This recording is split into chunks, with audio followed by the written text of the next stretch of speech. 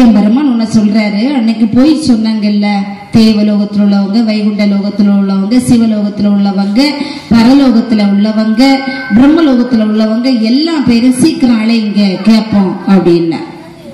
உடனே எல்லாரும் அழைக்கப்பட்டாங்க கேட்போம்னு சொல்லி. வந்த உடனே கேட்கிறாரு எம்பெருமான், அன்னைக்கு சொன்னாங்கல்ல இவர் இங்க வரமாட்டாருன்னு சொல்லி நேத்திக்கு பிறவி செய்யப்பட்ட இடத்துல உடனேதான் சொல்றாரு, நான் இங்கே இல்லை என்று மாறாட்டம் சொன்ன நீங்கெல்லாம் எப்படி சொன்னீங்க? நான் ஒளித்ததெங்கே, சாக கிடந்ததெங்கே, போனது எங்கே, அதை சொல்லுங்கள் என்று வேகத்தோடு கண்கள் அதிர கருமேனை தான் விரித்து அங்கு வேகத்தோடு எம்பெருமான் கேட்கின்றான். அப்ப என்ன நடந்துச்சு அப்படின்னு உன்னை யாரும் பேசல. ஏன் பேசல? பொய் சொன்னா அடுத்து பேச முடியாது. பொய் சொன்னா உண்மையானது வந்து நிற்கும் போது நம்மால் பேச முடியாது. அதனாலதான் ஐயாவுடைய பிள்ளைகள் யாரும் பொய் சொல்லக்கூடாது, ஒரு நாளுமே சொல்லக்கூடாது. உள்ளதை உள்ளபடி சொல்லணும். தலை குனிந்து நிற்கின்ற நிலை நமக்கு வேண்டாம். ஐயா என்ன சொல்கிறார்? தலை நிமிர்ந்து நிக்கணும் என்றைக்குமே. அதனாலதான் தலைப்பாலாம் கட்டுறது, என்னைக்கும் தலை நிமிர்ந்து நிக்கணும் நல்லவங்க. அந்த தலைப்பா கட்டிட்டு குனிந்து நிற்கக்கூடிய ஒரு சூழ்நிலையை நாம வருத்தலாமா? வருத்தக்கூடாது. அதே போல ஒரு தவறான ஒரு செயல்கள்ல ஐயாவுடைய பிள்ளைகள் ஈடுபடக்கூடாது. உடனே கேட்பாங்க. என்ன கேட்பாங்க? அவன் எல்லாம் ஒரு ஐயா விளைக்காரன். இந்த வார்த்தையை ஒரு நாளும் நாம என்ன செய்யக்கூடாது? பெறக்கூடாது. ஐயாவுடைய நாமத்தை நெற்றியில் அணிந்த மக்கள், தலைப்பா கெட்டுறவங்க, ஐயாவுடைய பிள்ளைகள் நேர்மையா இருக்கும்.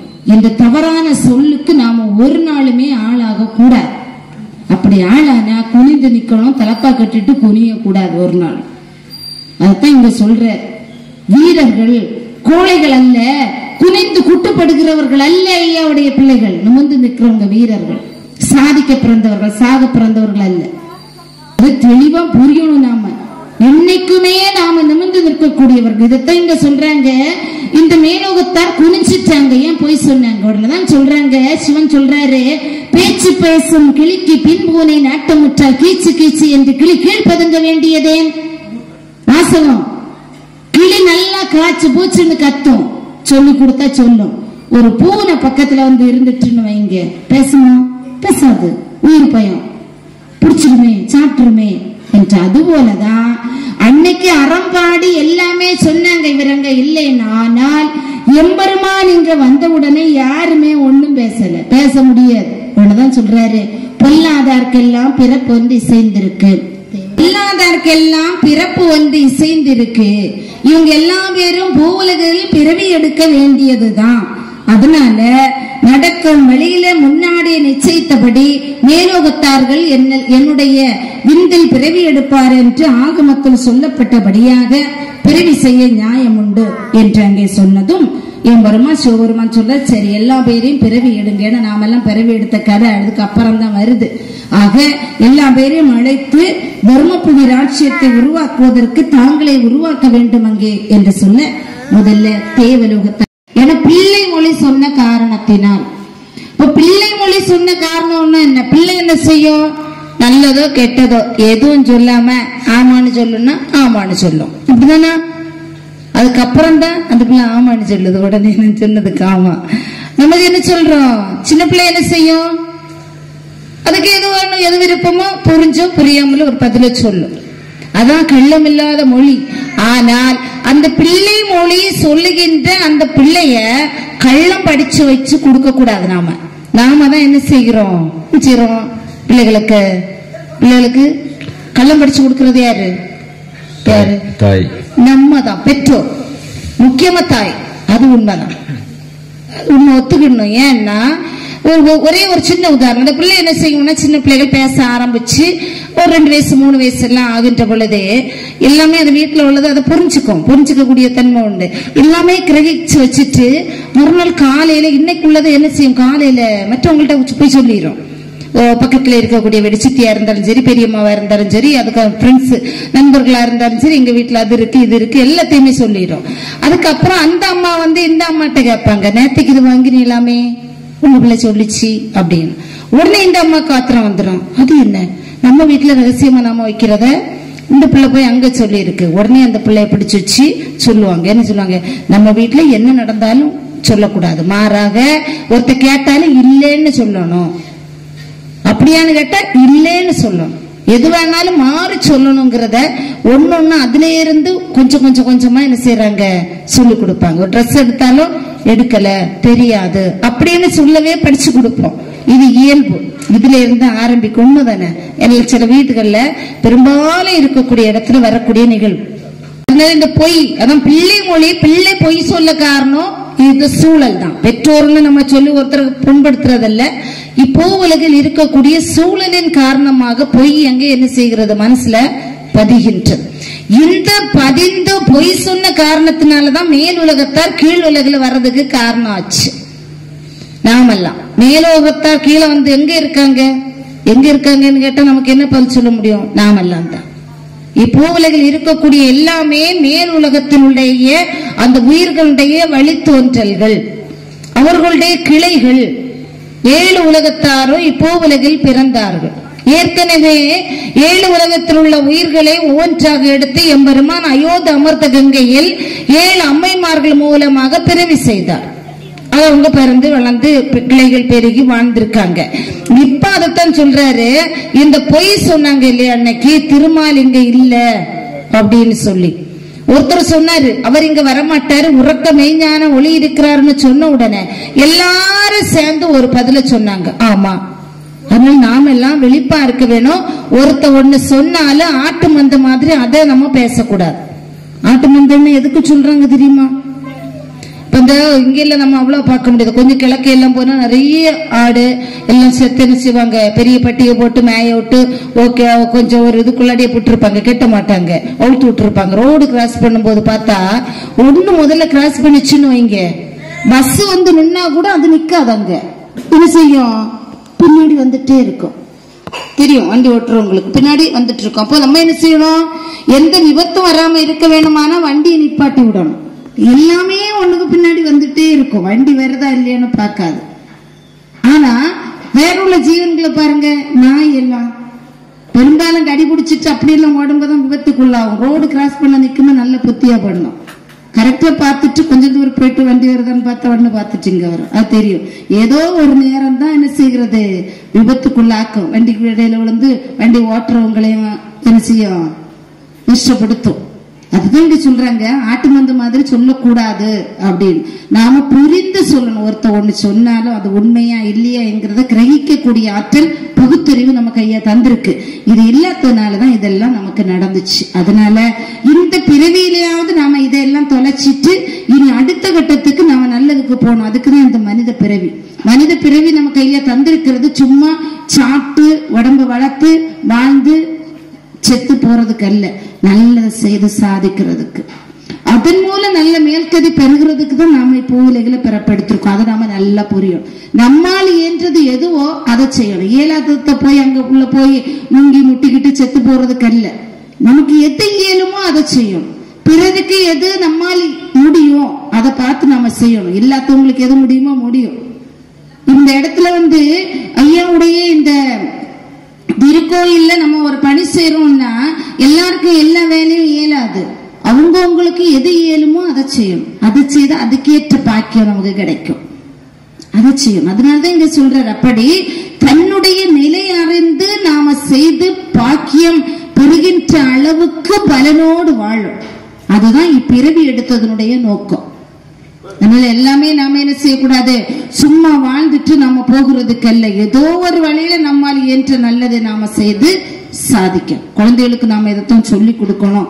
சும்மா வாழ்ந்துட்டு போறதுக்கல்ல, சாதிக்கணும். இந்த சமுதாயத்துக்கு நாம நல்லது செய்யணும், நல்ல பிள்ளைகளாக வாழணும், என்றைக்கும் அழியாத பேரும் புகழும் பெற்று மண்டலம் மேய்க்க வரிசை பெற்று வாழணும்னு சொல்லி பிள்ளைகளை உணர்த்தி வளர்த்தணும். நம்மால் இயன்றது அந்த பிள்ளைகளை வளர்க்கறதுல நாம முழு முயற்சியோடு நாம முயற்சி எடுக்கணும். அதுதான் நம்முடைய தலையாய கடமை. இளம் சமுதாயத்தினருக்கு சொல்லிக் கொடுத்து வருகின்ற தலைமுறை எல்லாம் உணர்ந்த தலைமுறையாக வாழுகின்ற இந்த நாட்டினுடைய தூணாக இருக்கிறதுக்கு அவங்களுக்கு நாம என்ன செய்யணும், அவங்களை நிமித்தி விடணும். அதுதான் இங்க சொன்னார் ஐயா. இப்படி இது இல்லை, இதுக்காக நாம பிறந்திருக்கோம். முதல்ல தேவலோகத்தாரை அங்க அழைச்சு சொல்றாரு இந்த செய்தி. எப்படி வாரும் தேவலோகத்தில் உள்ள உங்களுக்கு என்ன பேரு மறக்க கூட தேவர்கள். உங்க கேட்டதுல ஞாபகம் வச்சு ஒவ்வொரு உலகத்தாருக்கு ஒரு சில உங்களுக்கு எல்லாம் பேர் அழகா ஐயா சொல்றார். தேவலோகத்தில் உள்ள தேவர்கள் அழைச்சு சொல்றாரு, நீங்க எல்லா பேரும் பூ உலகில பிறக்க வேணும். நாள் இங்கே இல்லை என்று மாறாட்டம் சொன்னதுன்னா சூரியன் கருத்திரண்டு தொல்புவியில பிறக்கும். சூரியன் கருத்திரண்டுன்னா என்ன, ஒரு தாய் வயிற்றுல ஜனித்து பிறக்க வேண்டியதுதான். அதனால இது நிச்சயிப்பு. ஏற்கனவே அயோத்தி அமிர்த கங்கையில பிறவி செய்யப்பட்டதுல ஒரு உயிர் தேவலோகத்து உயிர். அதனால அந்த வம்சத்துல நீங்க அழகா போய் வாழ்ந்து இந்த சமுதாயத்துல சிறப்பு செய்து கலியை அழித்து தர்மயுக சிறப்புங்கிறது நீங்க பெறணும். அதுக்காக நீங்க பிறவி எடுங்கன்னு சொல்லி தேவலோகத்தில் உள்ளவங்ககிட்ட சொன்னார் நாராயணமூர்த்தி. உன்னை எல்லாரும் சொன்னாங்க, சரி ஐயா உங்க விருப்பப்படியே ஆகட்டும். ஒரே ஒரு தேவன் மட்டும் மறுத்து சொல்றான், சம்பூர்ண தேவன். அவன் சொல்றான், அவனுக்கு ஒரு நிபந்தனை என்னன்னா, மாலவரே நான் பிறக்க போகிறதுக்கு சங்கடம் உண்டுயா. சொன்னோன்னு என்னால போக முடியாது. ஏன்னா யமலோகத்தில இருந்து ஒரு பெண்ணை நான் விரும்புறேன், அவளை என் கூட பிறவி செய்து தாரம் போல எனக்கு ஆக்கி தந்தா மட்டும்தான் நான் பிறவி எடுத்து போவேன், இல்லைன்னா போக மாட்டேன். உடனே மாயன் சொல்றாரு, தேவா நீ உயர் பிறவி, அவள் கீழ்நிலையில இருக்கிறா, அதுவும் உன்னோட சேர்ந்து அவளுக்கு வாழ முடியாது, குணாதிசயம் ஒத்து போகாது, ஆசை எதை விட்டு விடுன்னு சொல்ற. இதான் அந்த குணம் ஒத்து போலன்னு வாழ முடியாதுக்குலாம் எம்பெருமான் உதாரணம் அவங்க சொல்றாரு. என்ன சொல்றாருன்னு சொன்னா, ஆனை மதமாய் அடர்ந்து மிக தேவா பூனையோடு வந்து புல்குமோ, பூனை நாயோடு புல்குமோ, நல்லறிவில்லாத தேவா ஈயோடு சேருமோ ஈசல். ஆனையும் பூனை ஒன்னா வாழ முடியுமா? பூனை ஒன்னா வாழ முடியுமா? ஒன்னா இருக்கக்கூடிய ஈசலும் வாழ முடியுமா? ஈசல்னு தெரியும்ல நமக்கு, மழை நேரம் எல்லாம் வரும்ல, மேய்ப்பூச்சி ஒரு நாள் இருக்கும். அந்த பூச்சியும் சாதாரண ஈக்களும் ஒன்னா வாழ முடியுமா? முடியாது. அதோட குணம் வேற, இது வேற. அதுவே முடியாதுன்னு சொல்லுது. மறுத்து சொல்ற, மாலவரே மாமோகம் கொண்ட இடம் எனக்கு ஆசை விருப்பம், அதுதான் எனக்கு, அதனால நிச்சயமா வேணும்னு சொன்ன உடனே ஐயா அடுத்து சொல்றாரு, ரெண்டு பேரும் காலால் கனல் எழுப்பி கடும் தவசு செய்திட சொல்லுன்னு சொன்ன. இப்ப இது நாம இந்த சம்பூர்ண தேவன் சொன்ன கதை அல்ல நமக்கு முக்கியம். நமக்கு என்ன முக்கியம்னா, இப்ப ஐயா சொல்றாரு பாருங்க, தவம் காலால் கனல் எழுப்பி கடும் தவசு செய்திட சொல்லுன்னு சொல்ற. இதுதான் முக்கியம். கதை நம்ம கேட்டுட்டு போல, அதனால நம்ம என்ன செய்யக்கூடாது, கதை கேட்டுட்டு விட்டுறக்கூடாது. அடுத்த சாராம்சத்தை நாம ஞாபகத்துல வைக்கணும். காலால் கனல் எழுப்பி தவசு செய்யறது எப்படி? கீழ்நிலையில் இருக்கக்கூடிய எண்ணத்தை மேல்நிலைக்கு கொண்டு வந்து அந்த அக்னி ஜோதியாக சிறுவுச்சியில மிளிரச் செய்து அந்த ஜோதி பிரகாசத்தை ஆத்ம ஞானமாக நாம கண்டு அந்த அருளை பெற்று மேல்நிலை பெறணும். அதுதான் அல்ல காலில் தீ மூட்டுறதுன்னு இல்ல. அப்ப இப்படிப்பட்ட நிலை இது தவசு. அந்த இப்படி தவம் செய்தால் நம்ம வாழ்க்கை சிறக்கும். எல்லாரும் தவத்தினால் ஆகாதது வேற எதுவுமே இல்லை. தவம்னு சொன்னோன்னே என்ன நம்ம நினைக்கிறோம்? முயற்சி. அன்றாடம் நாம பிறருக்கு ஒரு உதவியை செய்து இதை நிச்சயமா நாம செய்யணும்னு ஒரு வைராக்கியத்தோட நாம ஒரு நல்ல விஷயத்துக்காண்டி நாம முயற்சி எடுத்து செய்யறோம்னா அது தவம். அந்த தவத்தினுடைய வெற்றி எப்படி கிடைக்கும்? ஐயா நமக்கு எப்படி காட்டுறாரு? நாம ஒரு நல்ல செயலுக்காக, ஒரு சமுதாயத்திற்காக, ஒரு நல்ல விஷயத்துக்கு நாம போராடுறோம். திரும்ப திரும்ப திரும்ப திரும்ப நாம போராடுறோம். போராடி அது வெற்றி பெறுகின்றது. அப்படி வெற்றி பெறுகின்ற போது அது பலம் பெறுகின்ற மக்கள் சந்தோஷப்பட்டு சிரிப்பாங்க பாருங்க. ஒரு சூழ்நிலை அங்க இருக்கு. அதுதான் நம்ம சந்தோஷம். அதுதான் நாம புரியணும். அதுதான் ஐயாவுடைய அருள் நமக்கு கிடைக்கக்கூடியது. ஒரு பொது நலனுக்காக நாம முயற்சி எடுத்து போராடி அந்த வெற்றியை பிற முகம் மூலமாக நாம பார்க்கின்ற போது அந்த சிரிப்புல நமக்கு ஒரு சந்தோஷம் வரும். அதுதாங்க ஒரு ஐயாவுடைய அந்த அருள் திருப்தி. அதான் ஐயா சொல்ற. இதுதான் தவசு. அதுல சும்மா ஒரு இடத்துல உட்கார்ந்து இருந்துட்டு நான் தவம் செய்யறேன்னு சொல்றது அல்ல தவம். ஒரு காரியத்தை மேல்நிலைக்கு கொண்டு வருவதற்கு நாம முயற்சி எடுத்து தினமும் போராடி அதை ஒரு வெற்றி பெறுகின்ற போது சாதிச்சோம். அதான் ஐயோடைய அப்பதான் ஒரு உள்ளத்துல ஒரு நிறைவு இருக்கும். அதுதான் பாக்கியம். அது தரக்கூடிய சந்தோஷம் வேற எங்கேயுமே நமக்கு கிடைக்காது. ஃபுல்லா சாப்பிட்ட உடனே அந்த சந்தோஷம் கிடைக்காது. அந்த சந்தோஷம் எந்த அளவுல இருக்கும்னு சொல்லியும் புரிய வைக்க முடியாது. அதத்தான் இங்க சொல்றாரு. அப்படி நீங்க வாழுங்க, தமசால் சாதிக்கலாம். ஒரு நல்ல ஒரு செயல் பிறருக்காக ஒரு பலனோடு வாழ்ந்து உங்களால சாதிக்க முடியும் ஐயா சொல்றார்.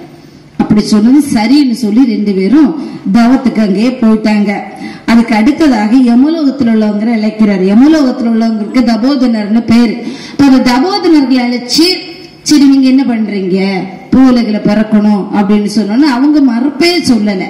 ஐயா நீர் என்ன நிச்சயத்திருக்கிறீரோ அதுவே நடக்கட்டும், உங்களுடைய விருப்பப்படியே நடக்கட்டும், நாங்க பூவுலகில பிறக்கிறோம், ஒரு கஷ்டம் இல்ல, எங்க வம்சத்தில் எங்களே பிறவி செய்து அனுப்புங்கன்னு சொன்னாங்க. அவ்வாறே பிறவியாச்சு. அடுத்தது சொக்குலோகத்தில் உள்ளவங்களை அழைச்சார். அவங்கள்ட்ட இதே செய்தியை சொல்றாரு. அவங்க இதே பதில சொல்றாங்க. ஐயா எங்க வம்ச ராஜ்யத்துல இருக்குல்ல, அதுல எங்களை பிறவி செய்யுங்க, எந்த கஷ்டம் இல்லை, உங்களுடைய விருப்பப்படி நீர் என்ன நிச்சயத்திருக்கிறோம் அதுவே நடக்கட்டு அப்படின்னு சொல்லி பணிச்சாங்க. அடுத்ததாக என்ன செய்யறாங்க, பிரம்மலோகத்தில் உள்ளவங்களை அழைக்கிறாங்க. பிரம்மலோகத்தில் உள்ளவங்களுக்கு ரிஷின்னு பேர்.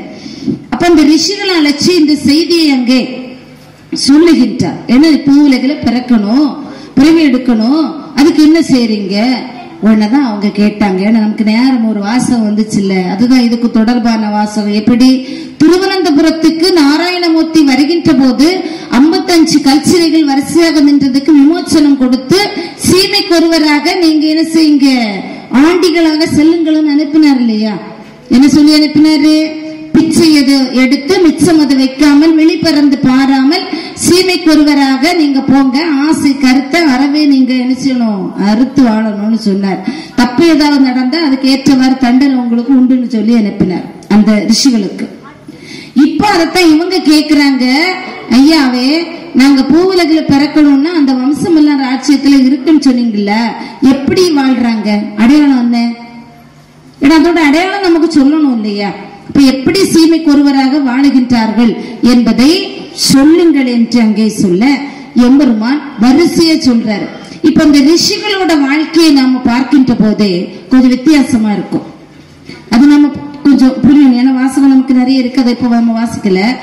அந்த வாழ்க்கை சூழல் வித்தியாசம். ரிஷிகள் அது அவங்கங்கே இருப்பாங்க, ஆனா நம்ம பார்த்தா தெரியும். முன்னாடி எல்லாம் இப்ப ஆனா அவங்கள ரொம்ப பார்க்க முடியல. அந்த சில கோயில்கள், மலைகள், குகைகள் இப்படிப்பட்டவற்றில எல்லாம் சில என்ன செய்வாங்க, முடியெல்லாம் நல்லா வளர்த்து சாமியார் மாதிரி இருப்பாங்க. ஆனா அவங்களோட தோற்றம் வித்தியாசமா இருக்கும், உணவு முறையும் வித்தியாசமா இருக்கும். அதான் இங்க சொல்றாரு. ஒண்ணுன்னா ஒரு சன்னியாசி எப்படி இருப்பாரு, நகமெல்லாம் நல்லா வளர்த்து குளிக்காம முடியெல்லாம் நல்ல நீளமா வளர்த்து இருப்பாங்க.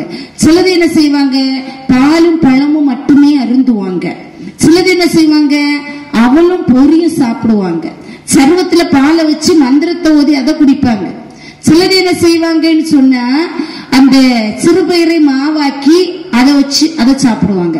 சில சோறு மட்டும் கொலைய வச்சு அதை சாப்பிடுவாங்க. இன்னும் சிலர் என்ன செய்யறாங்க, சோறை எடுத்து வச்சு அதுல சில விதமான பூக்களை எல்லாம் அள்ளி போட்டு அரிசி சாப்பிடுவாங்க. முருங்கைக்காயை எடுத்து என்ன செய்வாங்க, அதே பறிச்சு அதை வறுத்து போட்டு பொடியாக்கி அதை சாப்பிடுவாங்க. இப்படி விதவிதமாக இருக்கும் அவங்களுடைய வாழ்க்கை சூழல். பார்த்த சாமியார் மாதிரி இருப்பாங்க, ஆனா சாமியார்னு சொல்ல முடியாது. வாழ்க்கை நெறியான அவங்க சிலர் பெரும்பாலும் குளிக்க மாட்டாங்க. ஆனால் அகிலத்திற்கு சொல்லி இருக்கக்கூடிய வாசம் இது எல்லாத்தையுமே நாம பார்த்தா வித்தியாசமா நினைக்க கூடாது. இவங்க ஒரு விதமான என்ன செய்யறோம், ஒரு விதமான உயிர்கள். சில ரோட்ல நடப்பாங்க, வித்தியாசமா இருக்கும். அவங்கள பார்த்தா நடந்தே சாப்பிடுவாங்க, யார்ட்டையும் பேச மாட்டாங்க. ஆனா நம்ம பார்த்தா இவங்க என்ன தலைக்கு சுகம் இல்லாதவங்களோ அப்படின்னு தோணும். ஆனா இது ஒரு விதமான பிறவி. அப்படி நிறைய பேரு இப்படி ஒவ்வொரு விதமாக இருப்பாங்க. ஆலம் பலகையிலே துயிலுவான் ஒரு சன்னியாசி, நாக்குல ஒரு ஆணைய குத்தி கயிறு கட்டி அதை சடம் பிடிச்சு இழுத்துட்டே இருப்பான் ஒரு சன்னியாசி. இப்படி விதவிதமான நிலையில் இருப்பாங்க. சீமைக்கு ஒருவர் இருப்பாங்கன்னு சொல்லி அழகா சொன்னார். அப்ப நம்ம இனி நம்ம நம்ம எல்லாரும் தான். வேற எங்கேயாவது இப்படி ஒரு வித்தியாசமான ஒருத்தர் இருக்கிறாருன்னா இதெல்லாம் பிரம்மலோகத்துல உள்ள பிறவிகள்ங்கிறத நாம புரியணும். ஏன்னா அங்கங்கே வாழக்கூடிய இப்ப நாம இருக்கிறோம், இந்த ஐயா இருக்கிறாரு, நம்ம எல்லாம் எந்த உலகத்துல உள்ள குணாதிசயத்துல உள்ள இருந்தவங்க இப்ப பிறந்திருக்கோம் நமக்கு தெரியாது. பிறவி செய்யப்பட்ட அந்த படைத்த பரமனுக்கு மட்டும்தான் தெரியும் நாம என்ன பாவத்தை செஞ்சுட்டு வந்தோம், எந்த உலகத்து உயிர்ங்கிறது நமக்கு தெரியாது. அதெல்லாம் அவருக்கு தான் தெரியும். ஆக தெரியாம இருந்தாலும் பிறரை வசைமொழி கூறாமல் பிறருக்கு தீங்கு செய்யாமல் வாழ்றது பெருசு. அதுதான் நம்ம செய்யணும். பிற உயிர்களுக்கு தீங்கு செய்யக்கூடாது. அவங்க எப்படி இருந்தாலும் சரி, அவங்க சுத்தம் இல்லாம இருந்தாலும் சரி, அவங்க சுகாதாரம் பேணாம இருந்தாலும் சரி, படிப்பறிவு இல்லாத இருந்தாலும் சரி, நல்ல உணவை சாப்பிடாம அவங்க ஏனோ தானோன்னு எதை சாப்பிட்டாலும் சரி, அந்த நேரம் நாம இது நினைக்கணும், இவங்களும் ஒரு பிறவி, மேலோகத்து பிறவிதான், ஐயாவால் படைக்கப்பட்டவங்க என்று நினைத்தால் வெறுப்பு தோணாது. அதனால் பாவம் நம்மால் சம்பாதிக்க மாட்டோம். இதுதான் நமக்கு இதுல அழகா சொல்லி இருக்கு. இன்னைக்குள்ள பகுதி அந்த பிரம்மலோகத்து ரிஷிகளுக்கு கதையை சொல்லுகின்ற போது நாம ஒவ்வொரு வித்தியாசமான பல வகையான தோற்றங்கள், பல வகையான உணவு முறைகள், பல வகையான பழக்க வழக்கங்கள் இதுல வாழக்கூடிய மக்களை ஒரு நாளும் எள்ளி நகை ஆடக்கூடாது. நாம அழகா ஐயா சொல்ற. அதனால இங்க நம்ம தாங்கள் வரவங்களா இருந்தாலும் சரி, யாராக இருந்தாலும் சரி, அவங்களும் ஒரு என்ன இறைவனால் படைக்கப்பட்ட ஒரு பிறவி என்கிறத புரிஞ்சுக்கணும். அதுதான் இந்த பகுதியினுடைய சாராம்சம். இத சொல்லி மாயன் சொல்றாரு, காரணமா இருக்கணும், அதுக்கு என்ன செய்ய போறீங்க அப்படின்னு கேட்டார். இன்னொட்டு கேட்கிறாரு, இப்ப இதுக்கு என்ன செய்ய போறீங்க அப்படின்னு.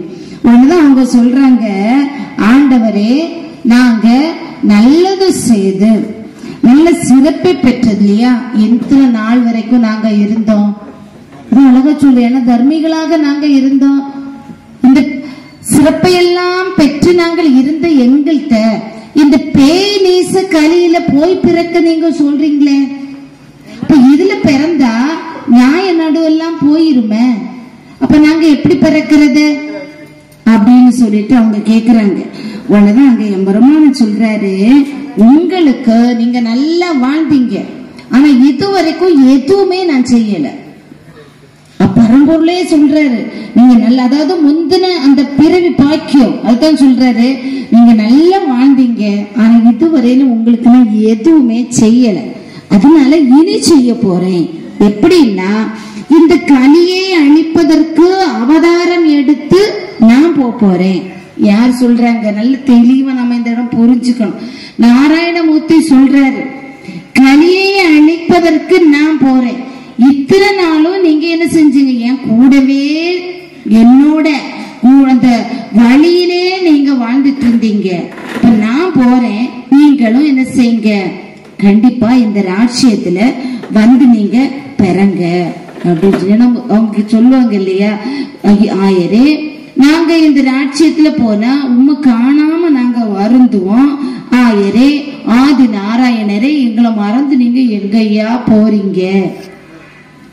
அப்படி நெருக்கத்தோடு கேட்கிறாங்க. இந்த நெருக்கம் நம்ம எல்லாம் வச்சிருக்கணும். ஏன்னா எல்லா விதமான வார்த்தைகளையும் எல்லார்ட்டையும் பேச முடியாது, பாத்தீங்களா? உண்மைதானே? நாம ரொம்ப நெருக்கமா இருக்கிறவங்கள்ட்ட இன்னும் நெருக்கமா பேச முடியும். நெருக்கமான நண்பர்கள்ட்ட மனம் திறந்து நம்மளால பேச முடியும், எல்லார்ட்டையும் பேச முடியாது. பெற்றோரும் பிள்ளைகளும் நல்ல உறவு வலுப்பட்டு எல்லாத்தையுமே ஒளிவு மறைவு இல்லாம பேசிட்டு இருந்தா மனம் விட்டு பேச முடியும். இல்லாம இருந்த பாதி மறைச்சுதான் பேச முடியும். அப்படி இருக்க கூடாது, ஒளிவு மறைவு இல்லாம பழகணும். அதை எங்க சொல்றாரு, எங்களை விட்டுட்டு நீங்க போயிருந்தா நாங்க எங்கேயா போறது? ஒண்ணுதான் சொல்ற, நானும் வரேன், நீங்களும் வாங்க, இந்த ராஜ்யத்துல உங்களை பிறவி செய்து நான் வைக்கிறேன். அப்படி வச்சு பிறவி செய்து வைத்து மானமாய் தர்மம் வளர்ந்தோங்கி என்னைக்குமே வச்சிருப்பேன். இத்தனை நாளும் என்னை விட்டு அகலாது இருந்த உங்களுக்கு தர்மம் தலைத்தோங்கி நீங்க வாழ்றதுக்குரிய வழிகளை எல்லாமே நான் தருவேன். ஏழில் ஒருவனுமாக நீங்க இருங்க. ஏழில் ஒருவன் யாரு? ஏன் சொல்றாரு? அன்னைக்கு 7 உயிர்களை பிறவி செய்தார், அதுல ஒரு உயிர் இது, இந்த வைகுண்ட லோகத்து உயிர். அதுக்குதான் சொல்லுகின்றார், 7இல் ஒருவனுமாக இருங்க, கண்மணி போல உங்களை காப்பேன்னு சொல்ற. நமக்கு நிறைய வரக்கூடிய நேரம் ஐயா சொல்லக்கூடிய அந்த வாழ்த்தும் நல்ல வார்த்தைகள் என்ன சொல்றாரு ஐயா, நீங்க ராஜ்யத்துல இருங்க, நல்ல வழியில சொல்றதுபடி நீங்க வாழுங்க, கண்மணி போல உங்களை நான் பார்த்துப்பேன். சந்தோஷமா இருக்கு இல்லையா? ஒரு தெய்வம் சொல்றாரு நம்மகிட்ட, உங்களை கண்மணி போல பார்த்திருப்பேன். கண்மணி போல பாக்குறதுன்னா நமக்கு தெரியும் இல்லையா? கண்மணி எங்க இருக்கு? எல்லாருக்கும் கண்ணுல இருக்கு இல்லையா? அந்த கண்ணுக்குள்ள இருக்கக்கூடிய அந்த மணியை இமை என்று சொல்லக்கூடிய அந்த பாதுகாப்பு பெட்டகம் ஒண்ணு இருக்கிறதுனாலதான் அதுக்கு எந்த தீங்கும் வராம இருக்கு. ஒரு தூசி இல்ல வேற ஒரு பெரிய ஏதாவது குத்துப்படுறதுக்கு வருதுன்னா உடனே என்ன செய்கிறது? இமை மூடுகிறது இல்லையா? அப்ப நமக்கு நல்லாவே பாதுகாப்பா இருக்கு. அதான் சொன்ன கண்மணி போல உங்களை நான் சிறப்பாக நான் வைத்து பாதுகாப்பேன் என்று சொன்ன உடனே அவங்க மீண்டும் கேட்கிறாங்க, ஐயா தான தவம் செய்தல்லவோ தர்மிகளாக நாங்க இருந்தேன், இந்த கலியில போனோம்னா அதெல்லாம் மாறி போவோம் இல்லையா ஐயா, அதுக்கு நாங்க என்ன செய்யணும் கேக்குறாங்க. உடனேதான் ஐயா சொல்றாரு, வருத்தப்படாதீங்க. இப்ப நாம செய்யணும் என்ன செய்யணும்? இதை யோசிக்கணும். நாம நினைக்கிறோம் நம்ம வாழ்றோம், வாழக்கூடிய வழியில ஏதோ நாம தப்பு தவறு செய்வதற்கு ஒரு வழி வருது இல்லையா ஐயா, நாங்க செய்யக்கூடிய அந்த தப்புனால என்ன அந்த ஒரு தண்டனை தாங்க தரப்போறீரோ என்று நாம ஐயாட்ட தினமும் வழிபாடு என்கிறதை ஈடுபடுகின்ற போது நாம கேட்போம். என்ன கேட்கிறோம் ஐயாட்ட? அதை பற்றி ஐயா அறிந்தும் அறியாமலும் நாங்க செய்ததை ஐயா பொறுக்கணும், அறிந்தும் அறியாமலும் செய்கிறோம் ஐயா பொறுக்கணும், ஐயா பொறுத்து நல்ல மாப்பு தரணும், எங்களை நல்லா வச்சிருக்கணும் அப்படின்னு சொல்லிட்டு நாம கேட்கிறோம். நாங்க ஒண்ணு சொன்னதை ஒண்ணு கேட்டு ஒண்ணு சொன்னதை ஒண்ணு கேட்டு 2 முறை சொல்லணும். நாம சொல்றதை அவங்க கேட்கணும், அவங்க சொல்றதை நம்ம கேட்கணும். அதுக்கெல்லாம் நாம கேட்கிறோம். அதான் இவங்க சொல்றாங்க, அப்படிப்பட்ட நியாய நடுவெல்லாம் போயிட்டா என்னையா நாங்க சொல்றது? நாங்க தப்பு செய்தா கலியினால களி என்று சூழ்ந்திருக்கும் போது அந்த சூழ்ந்திருக்கக்கூடிய நிலையில நாம நல்லது செய்யணும்னு நினைச்சாலும் போய் வரும். ஏன்னா அத்தங்க வாசகத்துல நமக்கு வரும், மெய் பேச வேணும் என்று மேவி இருந்தாலும் பொய் பேச வரும் புடுபுடுன்னு சொல்லி.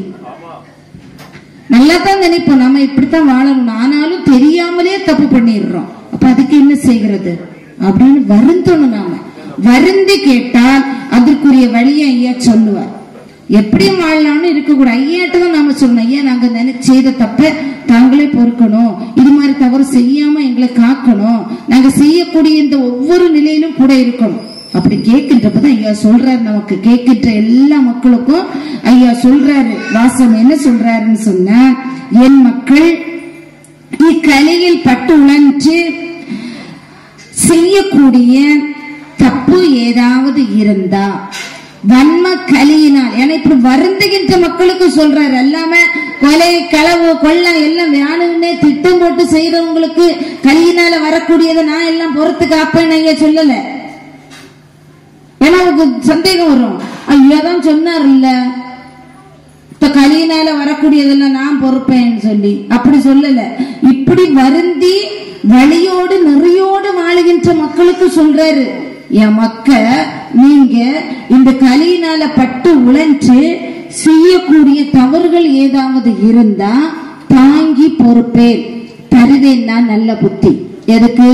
நிலையில்லாத குற்றம் நீங்கள் செய்தால், நிலையில்லாம ஒண்ணு செய்தா, ஒரு நல்ல செயலுக்கு நாம செய்கின்ற போது ஒரு பொய் சொன்னா ஐயா பொறுப்பார், அதனால நல்லது நடக்கிறதுன்னு சொன்னா. நம்ம எப்பவும் தப்பு தப்பா நம்ம வாழ்ந்தா ஐயா பொறுக்க மாட்டாரு. அதை நாம நல்ல நிச்சயமா புரிஞ்சுக்கணும். என்ன செஞ்சாலும் ஐயா நாங்கள் அறந்தறியாம சில ஐயா பொறுப்பு மாப்பு வாயில அடிச்சு உடனே நடக்காது. வாழ்கின்ற அந்த வழியாத்தான் சொன்னாரு, நாம நினைத்து வாழணும், ஐயாவை உணர்ந்து வாழணும், நிலையில்லாம ஒண்ணு வந்தா மட்டும்தான் ஐயா பொறுப்பாரத்தான் சொன்னார். அப்படி நான் பொறுப்பேன், தருவேன் நான் நல்ல புத்தி. நீங்க செய்கிற அந்த தவறை நானே தவசு பண்ணி, இது ஏன் சொல்றாருன்னா அடுத்து வரக்கூடிய வைகுண்ட அவதாரத்தை இப்ப சொல்றாரு. ஐயாவே 6 ஆண்டுகள் தான் இருந்தார் இல்லையா, அவதாரம் எடுத்து வந்து மக்கள் எல்லாம் மேல்நிலை பெறணும், யுகம் மாறி தர்மயுகம் வர வேண்டும், கீழ்நிலையில் இருக்கக்கூடிய மக்கள் எல்லாம் மேல்நிலை பெற வேண்டும் என்று இப்படி இதெல்லாம் செஞ்சார். அதுக்குதான் இங்க சொல்றாரு, அப்படி ஏதாவது என் மக்களாகிய நீங்கள் தவறு செய்தால் நானே வான் சிவனை கேட்க தவசு இருந்து அந்த குற்றங்களை எல்லாம் பொறுத்து காத்து தருவேன் நான் நல்ல புத்தி நல்ல பாக்கியம். தருவேன் என்று தெளிவாக அங்கே சொன்னார். சொல்லுகின்றார், என் சொத்தும் இந்த அழகா சொல்றாரு. அப்ப சொத்து தரேன்னு சொல்றாரு ஐயா. இப்படி வாழ்ற மக்களுக்கு என் சொத்தை நான் முழுமையா தரேன் அப்படின்னு. அப்ப ஐயா தரக்கூடிய சொத்துன்னா என்ன? நாம எப்படி வாங்குறது? எப்படி ஐயா தரக்கூடிய சொத்து எல்லாருக்கும் திருநந்திக்கரையில 10 சென்ட் எழுதி தர்றாரு, அப்படிதானே? என்ன தர்றாரு ஐயா? சொத்துன்னு என்ன நினைக்கிறீங்க? ஐயா சொல்றாரு, என் மக்களாகிய நீங்க நல்லா வாழுங்க, என் சொத்தை நான் உங்களுக்கு தரேன். நம்ம தந்தை சொல்றாரு, என் சொத்தை தரேன்னு சொல்றாரு பிள்ளைகளுக்கு. அப்ப ஐயா தரக்கூடிய சொத்து என்னது?